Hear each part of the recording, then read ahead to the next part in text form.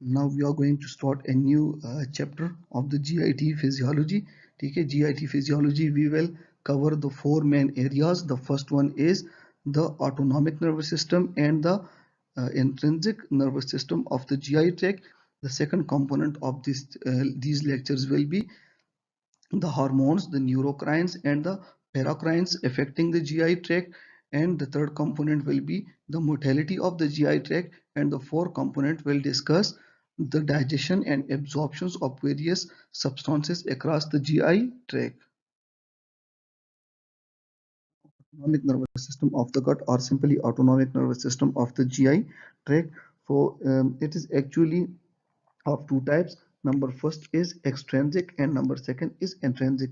You might have studied in various books that there are two sets of autonomic nervous system, the sympathetic and the parasympathetic nervous system. But in other books they will add a third one that is called the brain of the GI tract, and that is called the intrinsic nervous system of the GI tract, that is mainly mesenteric plexus and submucosal plexus that we will discuss in detail ahead.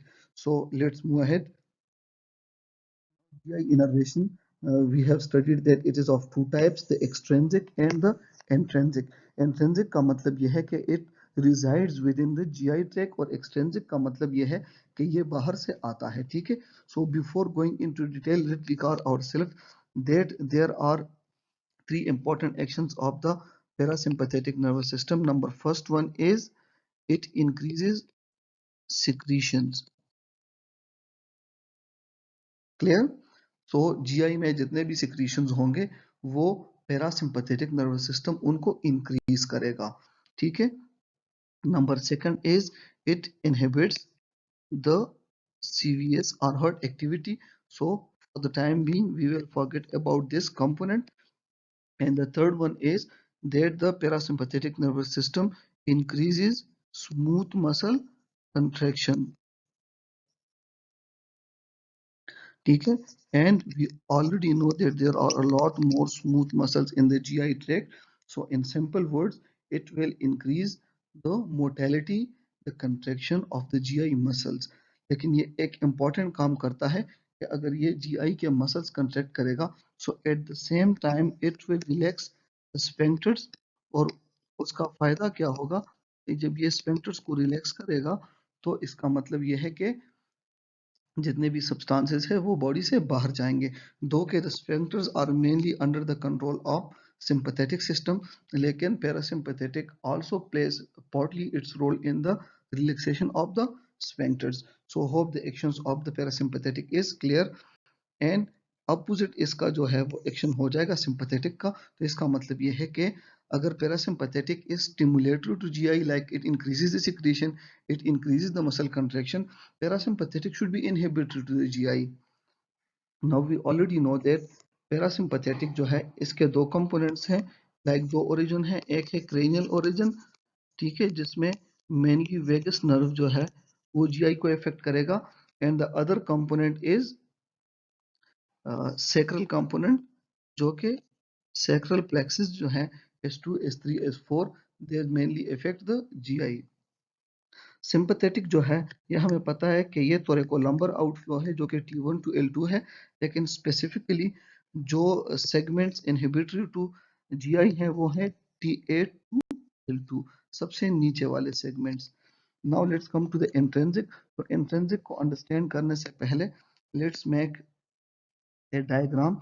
Late suppose ये हो गया stomach, या late suppose ये हो गया GI tract, general में ले लेंगे.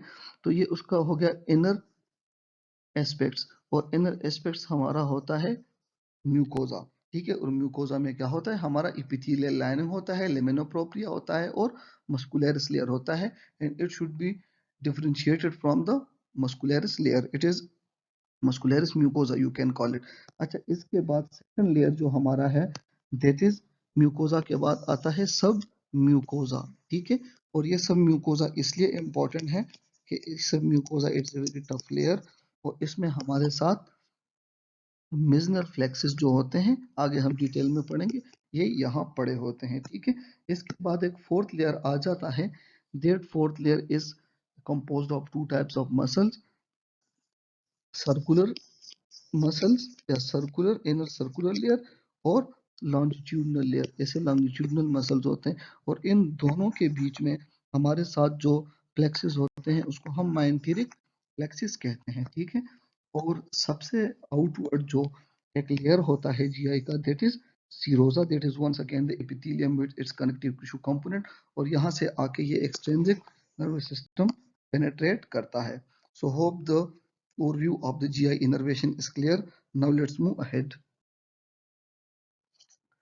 Now let's first in detail, let's study the extrinsic nervous system of the GI tract, that is mainly parasympathetic and sympathetic.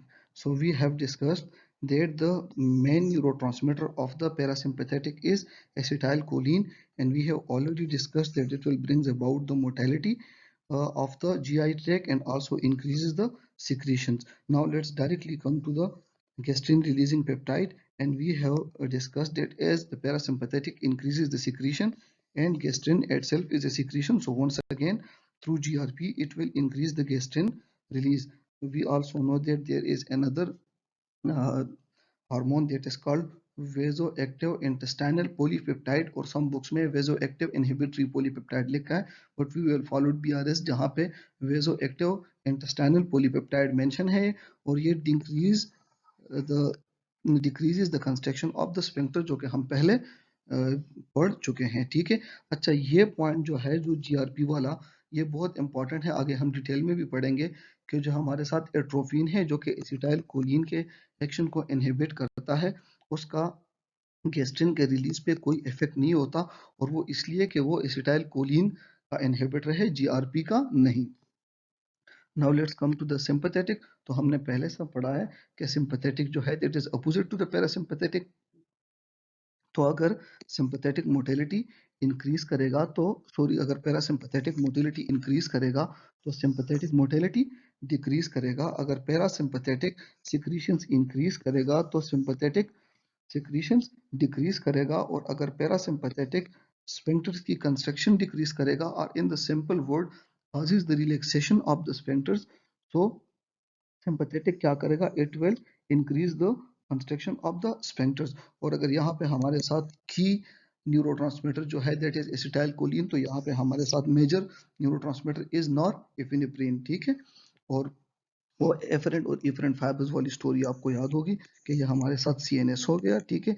तो सीएनएस से जीआईटी को जो फाइबर्स आते हैं उसको हम इफरेंट कहते हैं। तो हमने कहा था कि ई फॉर एग्जिट, तो इफरेंट जो है वो सीएनएस से एग्जिट करते हैं, और यहाँ पे रिसेप्टर्स जो है वहां से जो फाइबर्स सीएनएस में जाते हैं इसको एफरेंट कहते हैं, ठीक है। सो ए फॉर अराइविंग और A for efferent means efferring और arriving into the CNS. Now let's come to the intrinsic, जो कि हमने पहले भी पढ़ा है कि ये जो बाहर से पैरासिम्पैथेटिक और सिंपैथेटिक सिस्टम्स आते हैं ये इन दोनों को इन्फ्लुएंस करते हैं, लेकिन ये याद रखें कि अगर आप एक्सट्रिंसिक कंट्रोल काट भी दो, if there is no innervation of the sympathetic and parasympathetic to these systems, they will still do their job, ठीक है। So they are not totally dependent on the extrinsic system. अच्छा, तो ये हमारे साथ टू टाइप्स के हैं, submucosal या मेजनर, जो कि हमने इसकी लोकेशन डिटेल में आगे पढ़ी है, और दूसरा है माइंटेरिक या इसको आरबाग प्लेक्सिस भी कहते हैं। अच्छा, नाम से पता चलता है, you can see here, let me change the colour, there are so many submucosal, Meissner, ठीक है, और सिक्रीशंस। तो सबम्यूकोजल प्लेक्सिस जो है ये इसको मेजनर प्लेक्सिस भी कहते हैं, और they are mainly involve with the control of the GI secretions.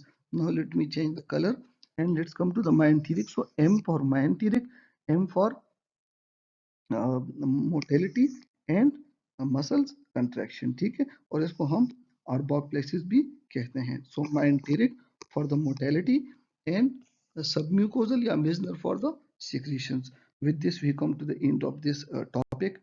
Thank you so much.